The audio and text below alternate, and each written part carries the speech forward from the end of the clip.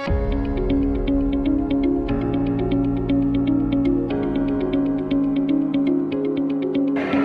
guys! Kami nga pala ang pangkatatlo. At sa araw na ito ay mag-interview kami ng tatlong tao. Isang mag-aaral, isang magulang, at isang professional o adult working.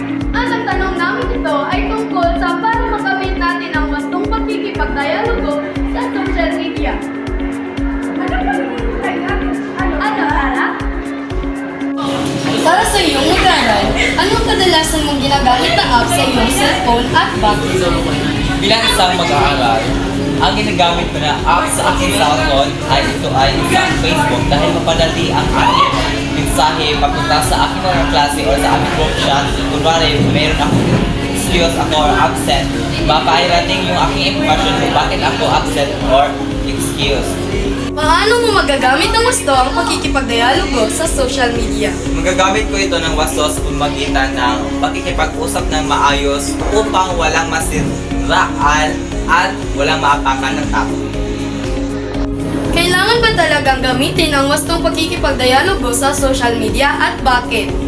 Oo, kailangan ito dahil sinabi ko ng kanina na mas mahalaga ang tamang pag-usap sa mga tao para maiwasan ang makaabak ng tao at masiraan na tao dahil kapag ito ay naging maling pakikipag-usap ay maaari din ito maka-cause or maging epekto na malaking issue or malaking problema. Ano ang makukuha mo kung gagamitin mo ang wasto ng ang pakikipagdialogo? Ang kukuha ko sa paggamit ng wastong dialogo ay makaiwas tayo sa mga issue o maka-create ng issue. Maaari bang makakasira ng reputasyon ang social media? Bakit? Makakasira ng reputasyon ang social media dahil kapag nag-post ka ng mga fake news doon sa social media, makita yun ng buong mundo o buong barangay na kahit hindi naman totoo yung news, kaya makakasira ito sa reputasyon ng isang tao. Gaano kahalaga ang pagkabisado kung paano gagamitin ng tama ang social media? Malaga ang ating kabisaduhin ang social media upang malayo tayo sa malaking gulo o maging sanhi ng isang gulo. Anong maaaring gawin upang maiwasan ang gulo sa social media? Ang maaari natin gawin upang maiwasan ang gulo sa social media ay mapanuri tayo at makinig sa lahat ng issue at makipag-usap tayo ng maayos upang walang gulo. Ano kaya ang magiging epekto kung hindi mo magamit ng wasto ang pakikipagdialogo sa social media? Ang maging epekto nito ay pwede tayong makasanhi o maka-create tayo ng gulo sa social media. Ano kaya ang maaaring rason kung bakit makakasira tayo ng reputasyon sa iba gamit ang social media? Sa pamamagitan ng judgment dahil hinusgahan natin ang isang tao batay sa kanyang wangis o kanyang palabas na kaanyuan na hindi naman natin inaalam kung ano ang dahilan nito. Okay. Para sa iyong mag-aaral, ano ang maaaring maging konklusyon mo sa wastong pakikipagdialogo? Ang aking konklusyon sa maayos na dialogo ay para makaiwas tayo sa malaking gulo o maging sanhi sa gulo dahil kapag tayo ay nakikipag-usap, dapat tayo ay may respeto at may galang sa ating kinakausap. Okay, thank you, Jameson. Ang tanong, ano ang kadalasan mong ginagamit na app sa iyong cellphone? Bakit? Ang kadalasan kong ginagamit ng apps ay Messenger at Facebook, YouTube, TikTok, depende sa akon. Ginagamit ko ito upang makipag-usap ng aking pamilya, mga kaibigan at para na rin naging updated sa mga balita, mahalagang impormasyon. Number 2, Paano mo gagamitin ang wasto na makipag-dialogo sa social media? Magagamit ko ito ng wasto pamagitan ng pagiging magalang, mahinahon, may respeto sa opinyon ng iba. Iniwasan ko ang paggagamit ng masasamang salita at tinitiyak kong tama ang at may katotohanan ng aking sinasabi bago mag-comment o mag-post. Ikatulo, ano ang makukuha mo kung gagamitin ng wasto ang social media? Tubag, makukuha ako ng kapayapaan ng isip, peace of mind, bagong kaalaman at magandang relasyon sa aking kapwa. Mas madali ring nakakahanap ng mga totoong impormasyon at nakakatulong sa iba sa positibong paraan. Kaupat, ano kaya ang magiging epekto kung hindi mo magamit ang wasto ang makikipagdialogo sa social media?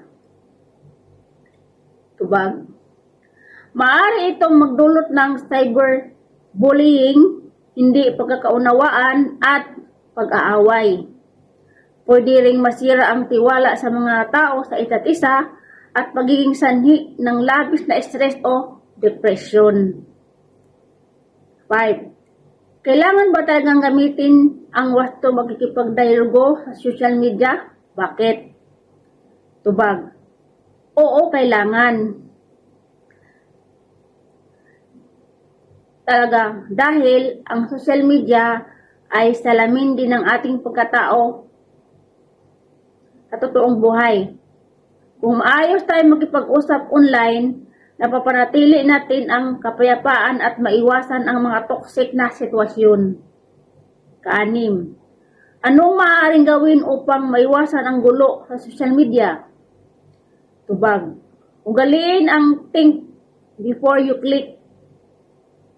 Huwag agad maniwala sa mga fake news. Iwasan pumatol sa mga bashers o trolls. Kung may hindi pagkakaunawaan, mas mabuting mag-usap ito ng pribado kaysa mag-away sa comment section. 7. Ano kaya ang maaring rason kung bakit nakakasira tayo ng reputasyon ng iba? Tubag, kadalasan nangyayari ito dahil sa inggit, galit, o kakulangan sa tamang impormasyon. Minsan naman ay dala ng emosyon, kaya pagpo-post agad nang hindi iniisip kung magkakasakit ba sa dignidad ng ibang tao na sinasabi.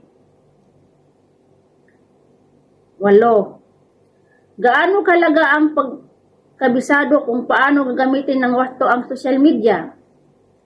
Tubag, napakahalaga ito dahil digital na ang mundo ngayon.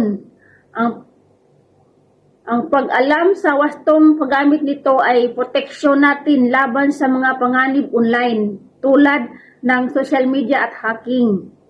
Ang gabay upang pagiging isang responsible digital citizen. Kasiyam, sa anong paraan tayo maaaring makasira sa ating kapwa gamit ang social media? Tubag, sa pamamagitan ng pagkakakalat ng chismis o maling kwento, fake news, pagpost ng kanilang mga nakakahiyang larawan o video ng walang pahintulot, at pag-iwan ng mga maninirang komento. 10. Paano nakatulong ang social media ngayon sa iyo? Tubag, nakakatulong ito sa aking pag-aaral, paghahanap ng research o impormasyon, komunikasyon sa mga mahal sa buhay na malayo, at bilang paraan upang malibang at matuto ng bagong kasaysayan skills. Yun lang. Thank you. Para sa example, ano ba Ang kadalas ng gamit is Facebook kay alam ko mag-contact sa mga estudyante through Messenger. At the same time, this platform helped me let the audience see the academic performance of my students, most especially posting performance tasks and performance scheduling as well as their achievements on my social media.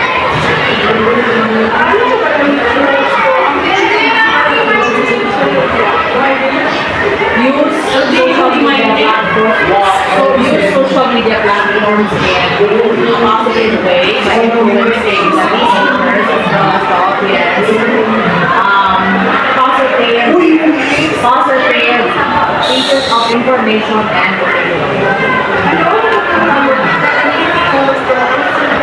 pera. Magkakaroon ka ng pera, monetize life. Yeah. Ano kaya ang magiging epekto kung ang paggamit ng gusto ang paggamit ng Makukulong ka. kailangan ba talaga ng mga gusto kung pagdayan ng boses bakit? Yes, because if you will use social media and slandering or let's say spreading negative news or false news ay makukulong ka. Ano ang maaari mo kung may iwasan at ano sa social media? Huwag ka na lang humawak ng cellphone. Period. Ano kaya maaari rason kung bakit nakasisira tayo ng social media? Kung nabigyan lang ka. Lalo kahalaga ang pagkabisado kung paano ko gamitin ito so ang social media. It is important because hindi mo siya magagamit ng gusto if you don't know what are the limitations and boundaries using the social media platform. Saan parang tayo maaari makasira sa ating kapwa gamit ang social media? Slandering. Paano nakakatulong ang social media ngayon sa iyo? It gives me more money. Thank you. Thank you